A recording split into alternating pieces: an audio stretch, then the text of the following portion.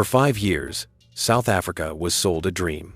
In the offices of PRASA, the country's state-owned passenger rail agency, one man was paraded as the genius who would save a collapsing system. His name was Daniel Mthimkhulu. To politicians, executives, and even the media, he was more than just an engineer.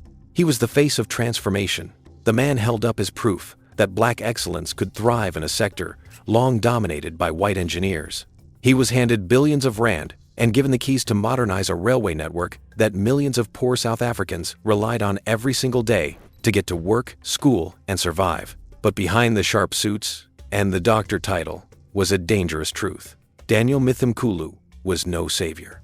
He would soon be unmasked as one of the greatest frauds South Africa has ever seen. This is the story of how one fake engineer destroyed South Africa's railway system.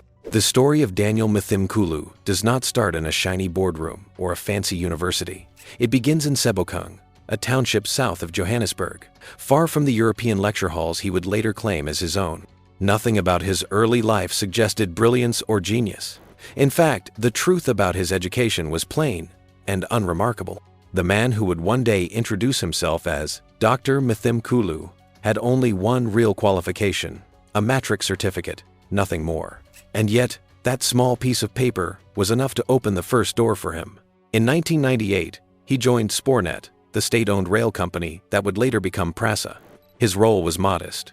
He came in as a trainee assistant engineer, the kind of job that usually goes to someone just starting out and ready to learn. From there, he slowly climbed the ladder, working day in and day out on the country's railways. By July 2000, he had become an engineering technician earning 530 rands a year, a decent salary at the time. To his colleagues, he looked like a man on the rise. He carried himself with confidence. He spoke the language of railways, and he seemed to know his way around the technical side of things. In his later defense, he would insist that his rise had nothing to do with falsehoods, only merit. He painted himself as someone who had simply proved himself through hard work and results. That story of the underdog clawing his way to success was convincing. It was also a cover, a mask carefully worn for more than a decade. For 12 years, he stayed inside the system, going largely unnoticed. No one questioned his background. No one demanded proof of the prestigious German degrees he would later brag about. Colleagues trusted him because he had become part of the furniture, a familiar face who had paid his dues. But behind the calm exterior, Mthimkhulu was preparing for something bigger. He was laying the foundation for one of the boldest frauds in South Africa's history. By 2010, Daniel Mthimkhulu was no longer the quiet technician from Sebokeng working his way through the ranks. He was now standing at the doorway of real power. And on April 1 of that year, he finally stepped through it. On that day, he was appointed Executive Manager of Engineering Services at PRASA, effectively making him the man in charge of South Africa's railway engineering. It was one of the most important technical roles in the entire country. The position wasn't just prestigious, it was critical to the survival of the railway system. Whoever held it was trusted with keeping trains safe, reliable, and running on time. The role demanded hard-earned qualifications, at the very least, a diploma or a degree in engineering. But Mthimkhulu had neither. What he did have, however, was the audacity to build a lie so convincing that it fooled an entire nation. To pull it off, he crafted a resume that read like the dream journey of a brilliant engineer. He claimed to hold a national diploma in mechanical engineering and a Bachelor of Technology from the Vaal University of Technology. He sprinkled in a master's degree from WITS to give it the local shine, then crowned it with a doctorate in engineering management from none other than the Technische Universität München in Germany. The deception was neat, calculated, and dressed in just enough detail to be believable. On paper, it was the story of a man who had gone from township boy to international scholar, a symbol of progress and excellence. In reality, none of it existed. The Vaal University of Technology later confirmed that he had registered for a diploma at some point, but he had never even finished the course. The rest of his so-called qualifications were pure fiction. Once the appointment was secured, the man from Sebokeng disappeared, and in his place emerged Dr. Mthimkhulu. This new title was more than a name, it was a weapon. He used it to command respect, to silence doubters, and to make himself untouchable. He signed his emails with it, had it printed on his business cards, and in July 2011, he even sent a request to PRASA's IT department to change his official email address so that it would begin with Dr. It was a full performance, carefully rehearsed and played out every single day. What he lacked in real qualifications, he made up for with confidence, presence, and the aura of authority that came with his stolen title. And he didn't do it alone.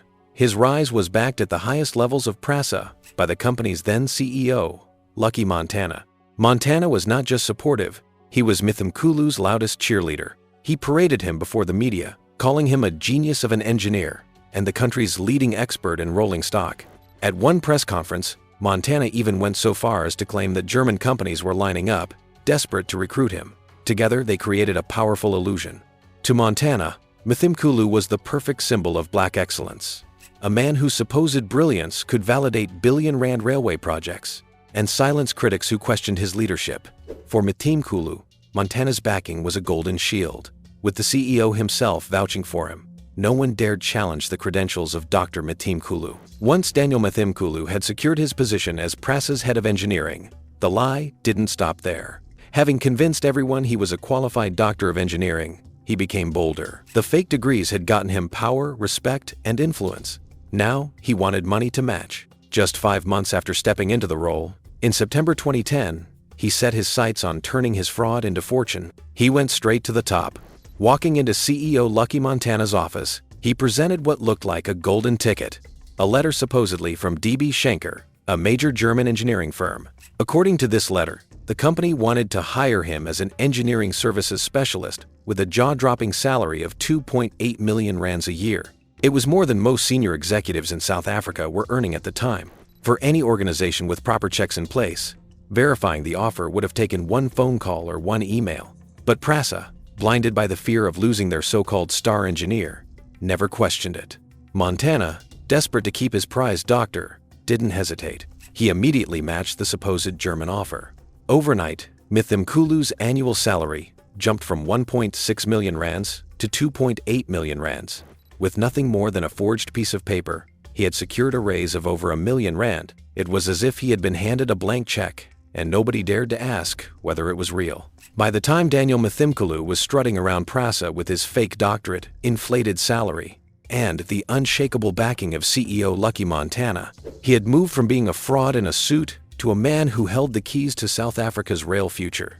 His lies had carried him straight into the heart of PRASA's most ambitious project, the modernization of the country's crumbling passenger train fleet. Billions of rand were on the table, and the man calling the shots was someone who had never set foot in a real engineering lecture hall. It was Mthimkhulu who drew up the technical specifications for the massive procurement of 70 brand new locomotives, a contract worth an eye-watering R3.5 billion. On paper, this was supposed to be the deal that dragged South Africa's passenger rail system into the 21st century. In reality, it became the moment when his personal fraud grew into a national disaster. In 2013, the contract was handed to a company called Swifambo Rail Leasing, a name that meant almost nothing to anyone in the industry, and for good reason. Swifambo had no history, no track record, and no expertise in rail. In fact, the company had been set up not long before the tender. It existed for one purpose: to win this contract. Once the deal was sealed, Swifambo immediately turned to Spanish manufacturer Vossloh, which would be the one to actually build the locomotives, dubbed the Afro-Four 1000 class. From the start, the stench of corruption clung to the deal. The courts would later confirm that the tender process was rotten through and through. Swifambo's bid was riddled with problems. But somehow, those problems didn't matter. The reason soon became obvious.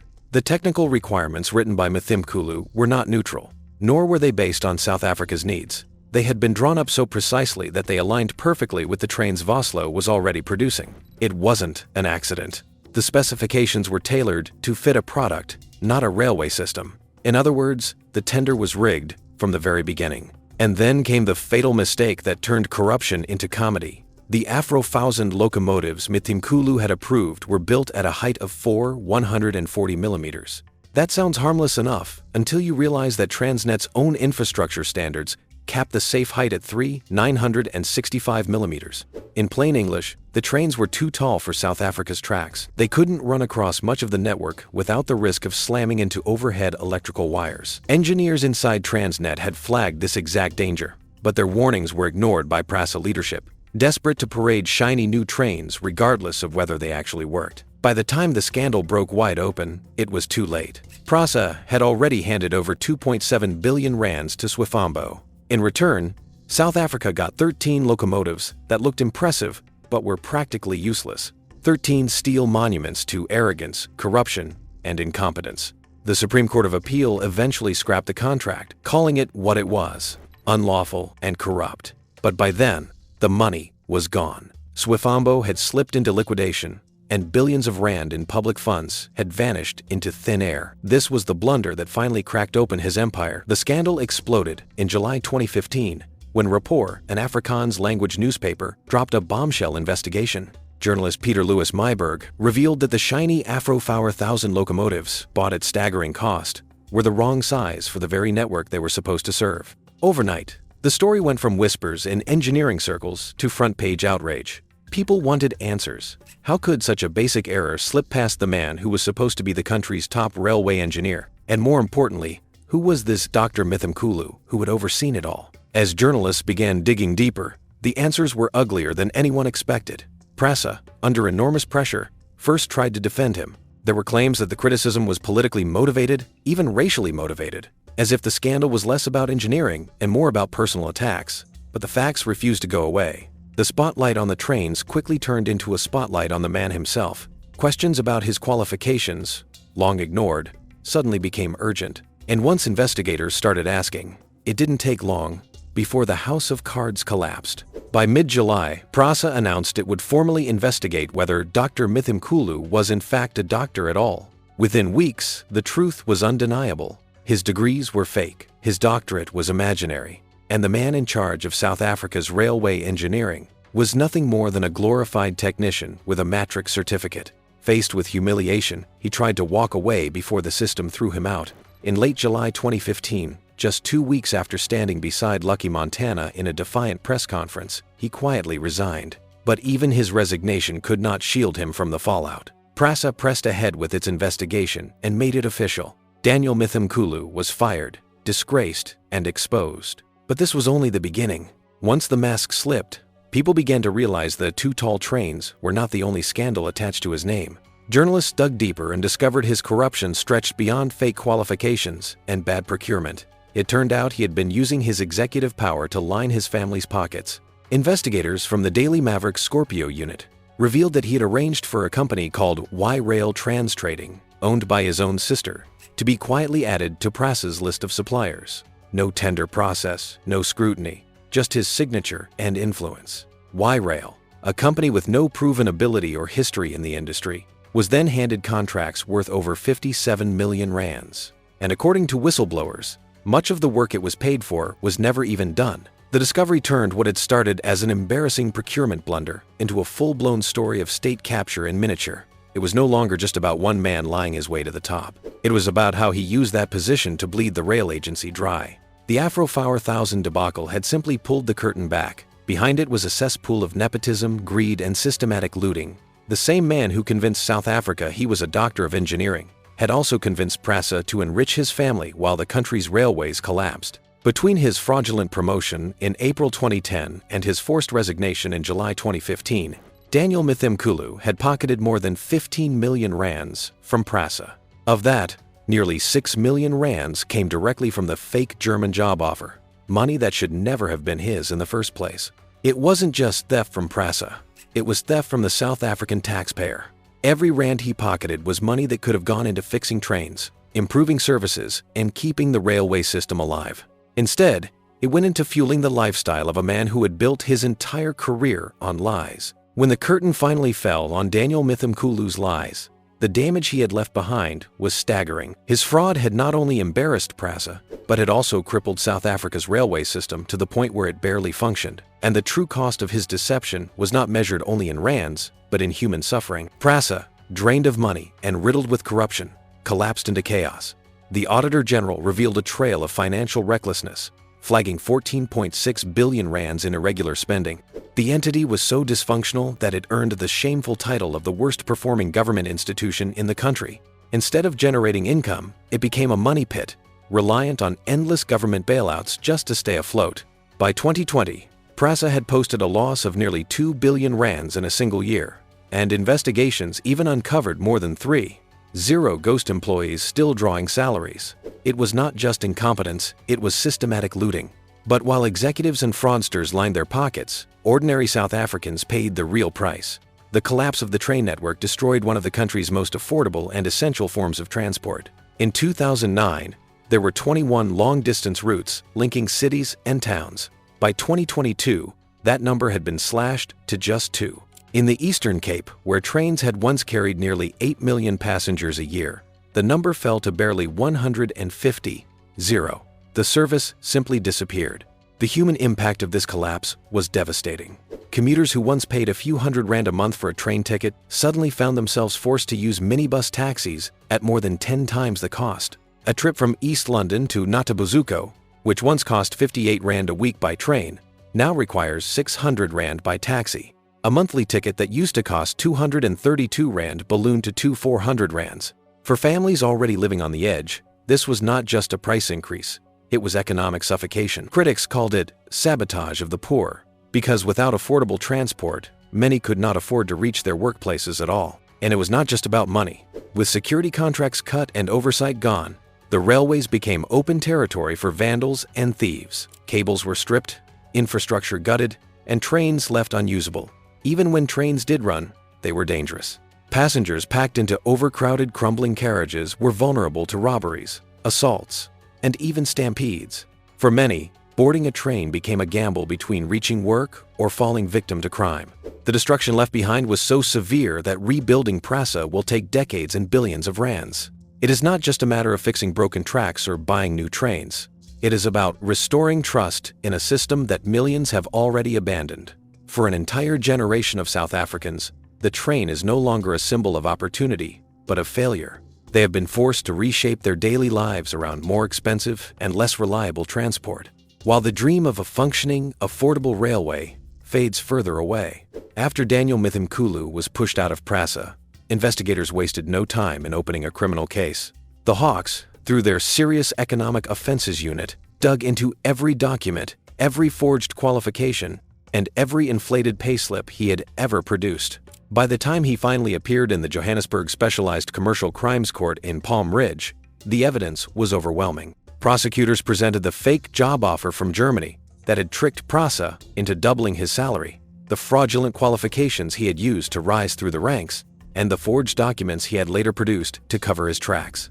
On January 31, 2022, after years of delays and legal wrangling, the court found him guilty on 3 counts of fraud. It was a decisive moment, but his punishment was still far from decided. The wheels of justice turned slowly, sometimes frustratingly so. Hearings were delayed, the presiding officer resigned, and the case was pushed back again and again. But eventually, the reckoning came. On September 3, 2024, almost a full decade after the Too Tall train scandal, Mthimkhulu stood in court to hear his fate. The magistrate did not mince words. Fraud on such a scale, they said, had not only drained an institution of money, but it also robbed millions of South Africans of their daily lifeline to work and opportunity. For that, Mthimkhulu was handed 15 years of direct imprisonment, the maximum sentence for fraud. But the criminal sentence was only one part of his downfall. PRASA, desperate to recover even a fraction of the stolen money, pursued him in the civil courts. The Gauteng High Court ruled that he had to pay back 5.7 million rand, the inflated salary he had earned thanks to his forged documents and fake job offers. His attempt to fight the ruling fell flat. Judges dismissed his appeal without hesitation, making it clear that the evidence against him was undeniable.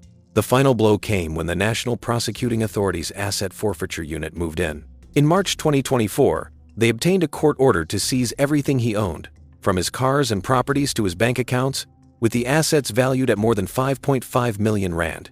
It was a way of ensuring that the money he had siphoned off through fraud was clawed back and returned to the state. It had taken almost 10 years, but the message was clear. Daniel Mthimkhulu, the man who once sat at the top of PRASA pretending to be a doctor of engineering, would spend the next decade and a half behind prison walls.